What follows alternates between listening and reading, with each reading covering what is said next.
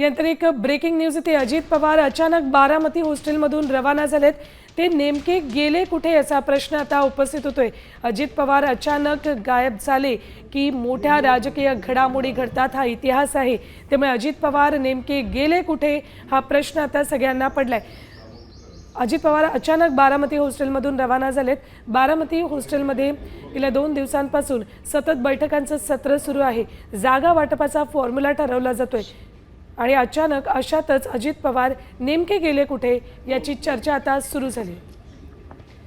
थेट जाऊयात आमचे प्रतिनिधी सागर आव्हाड यांच्याकडे। सागर, अजित पवार अचानक गायब झाले, नॉट रिचेबल झाले की मोठ्या राजकीय घडामोडी घडतात, त्यामुळे आता निवडणुकांच्या काळात आज ते गेले कुठे असा प्रश्न पडलाय।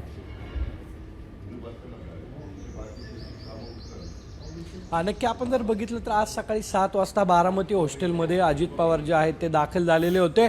मात्र रात्री महाविकास आघाडी म्हणजे राष्ट्रवादीची जी बैठक झालेली होती काल दुपारी, ती बैठक फिसकटलेली होती। राष्ट्रवादी अजित पवारांकडून शरद पवार गटांना घड्याळावर लढण्याचे जे काही माहिती जी आहे ती सांगण्यात आली होती, मात्र त्यांनी यावरती ठाम विरोध केला आणि त्यानंतर शरद पवार पक्ष जो आहे त्यांनी महाविकास आघाडी, काँग्रेस, त्याचबरोबर मनसे आणि शिवसेना उबाटा यांना एकत्र घेत रात्री 2:30 वाजेपर्यंत ही बैठक चाललेली होती। त्यामध्ये एकमत झाले का? आणि आज सकाळी अजित पवार आल्यानंतर त्याचबरोबर पिंपरी चिंचवडमधील राष्ट्रवादीचे योगेश बहल जे आहेत ते नाराज पाहायला मिळत होते, कारण की राष्ट्रवादी जर एकत्र आली तर पिंपरी चिंचवडमध्ये मोठा धोका जो आहे तो राष्ट्रवादीला होऊ शकतो। त्यामुळे ते नाराज होते आणि त्यानंतर रात्री सर्व काम म्हणजे बैठका झाल्यानंतर सागर, वेळेअभावी तुम्हाला थांबवते, पुन्हा तुमच्याकडे येऊ। तुर्तास धन्यवाद संपूर्ण माहितीसाठी।